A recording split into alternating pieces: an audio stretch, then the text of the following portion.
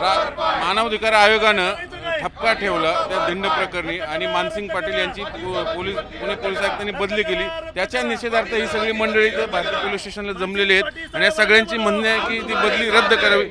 आप यहाँ पर किस लिए सर, पिछले 4 महीनों से पुणे में जिस ढंग से क्राइम हो रहा था और बार बार न्यूज में आ रहा था कि पुणे क्राइम कैपिटल हो गया, और उसके ऊपर में हमारे कमिश्नर साहब पुणे पुलिस ने जो निर्णय लिया कि हमारे एरिया में इतना बेहतरीन अफसर भेजे, सिर्फ 2 महीने में उन्होंने जो कमाल करके दिखाया, हम सभी लोगों का मनोबल इतना हाई हुआ। सारे मेरा नाम उनका नाम मानसिंह पाटिल सर को जब यहाँ पे लाया गया, उन्होंने इतना बेहतरीन काम किया, हम सभी जनता उनके प्यार में उनके साथ में जुड़ गए।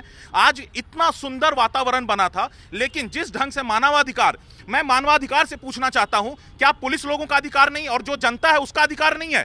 सिर्फ क्या जुर्म करने वालों का अधिकार होगा? सिर्फ कसाब का अधिकार देखेंगे वो, या जुर्म करने वालों का अधिकार दिखेगा? हम रेसिडेंट्स का अधिकार नहीं है।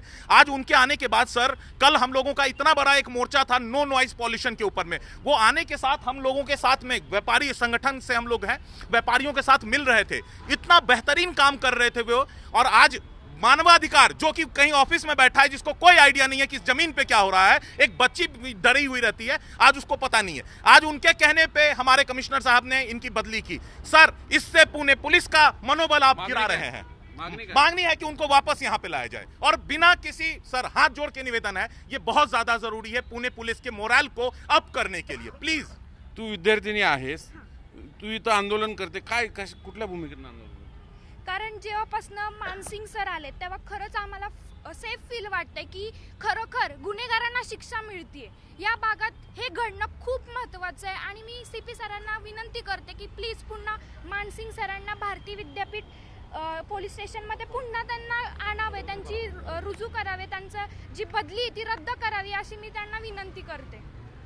काय सांगाल तुम्ही, अशा पद्धतीने मानवाधिकार आयोग जर हस्तक्षेप करायला लागला तर पोलिसांनी काम कसं करायचं? आता विक्रम सरांनी बरोबर सांगितलं की मानव अधिकाराला ग्राउंड लेवलवर काय प्रॉब्लेम आहेत हे माहीत नसतं। त्यांना फक्त हेच माहीत असतं की आपण यांच्या अगेन्स्ट कसं जाऊ। ॲक्च्युली न भूतो न भविष्य असा ऑफिसर या भागामध्ये झालेला आहे, आणि जनतेसाठी पोलीस प्रशासन आहे, पोलिसाची जनता नाही। त्यांची बदली झाली मानवाधिकार, ते काय कोणाला माहिती आहे का नेमकं काय विषय होता तो? नमस्ते, मी बाळकृष्ण नामदेव भोसले, भारतीय विद्यापीठ परिसरातून। पुण्यामध्ये आंबेगाव पठार, दबाडगी हा परिसर गुन्हेगारांचं माहेरघर झालेलं आहे। गेल्या 2 महिन्यात 3 ते 4 खून झालेले आहेत।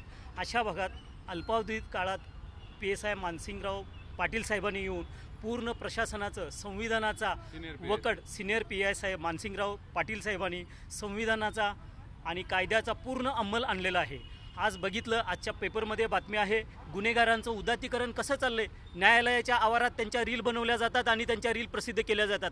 त्या ठिकाणी गुन्हा घडला तो नेमका काय होता आणि त्यांनी काय ॲक्शन घेतली होती? साहेबांनी या भागातील जे नामचीन गुंड, छोटे कोयता गँग वगैरे होते, त्यांची ओळख परेड काढलेली होती ह्या भागातून, जेणेकरून समाजात असा पोलिसाबद्दल, संविधानाबद्दल, कायद्याबद्दल विश्वास निर्माण झाला की नाही, नागरिकांच्या बाजूनी संविधान आहे, पोलीस प्रशासन आहे, घाबरायची गरज नाही।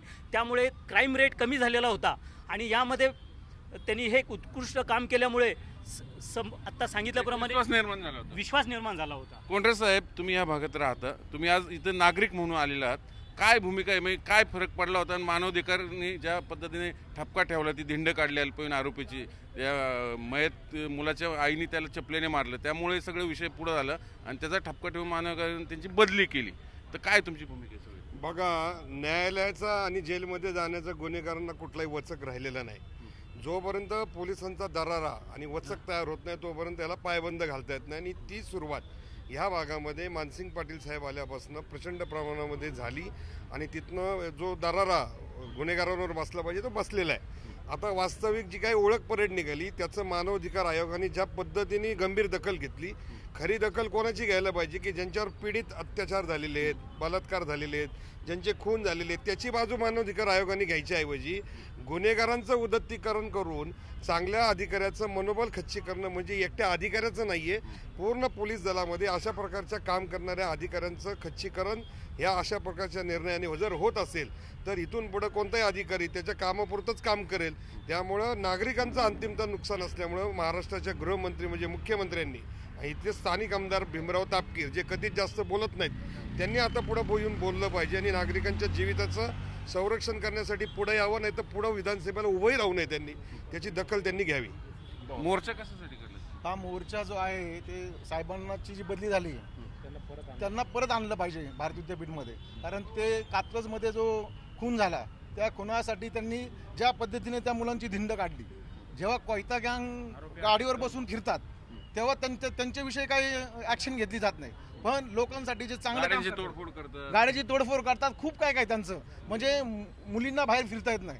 त्यासाठी साहेबांनी जेवढं इतकं चांगलं काम केलं आणि त्या चांगल्या कामाचं त्यांना असं चुकीचं त्यांना हे दिलं, गिफ्ट दिलेलं आहे. म्हणून साहेबांना परत आपल्याला भारतीय विद्यापीठ तुम्ही निवेदन देता? हा निवेदन देतो ना आम्ही. भारतीय विद्यापीठ व्यापारी असोसिएशनच्या वतीने भारतीय विद्यापीठ व्यापारी असोसिएशनच्या वतीने आम्ही निवेदन देतोय की साहेबांना परत इथं आणलं पाहिजे. म्हणजे ही भूमिका काय घेतात माहिती का नागरिक? कारण ह्या भागातल्या सिनियर PI मानसिंग पाटील यांनी इकडलं जे गुन्हेगारी सगळं वर्चस्व होतं त्या मंडळींचं, त्यांचं मोडीत काढलं, त्यांच्या धिंड काढल्या सगळ्या. आणि विशेष करून अलीकडे पुण्यात एक नवीन पॅटर्न आहे, अल्पवयीन मुलांना पिकअप करायचं रॉ मटेरियल म्हणून आणि त्यांना गुन्हेगार बनवायचं. अशी ह्या टोळ्यांची सगळी मोडस ऑपरेंडी. म्हणून मानसिंग पाटील यांनी ह्याच मुलांची धिंड काढली आणि त्याच धिंडेचा आधार घेऊन खरं तर ती ओळख परेड होती असं पोलिसांचं म्हणणं आहे. मग मानवाधिकार आयोगाने त्याचाच मुद्दा करून त्यांची बदली करायला भाग पाडलं आणि त्यातनं मग हा नागरिकांचा रोष, मानवाधिकार आयोग का गुंडांचं उदात्तीकरण करतं का, असा प्रश्न हे सगळे आंदोलक उपस्थित करतात. व्हिडिओ जर्नलिस्ट नितीन सांडबोर, चॅनल म्हणजे पुणे.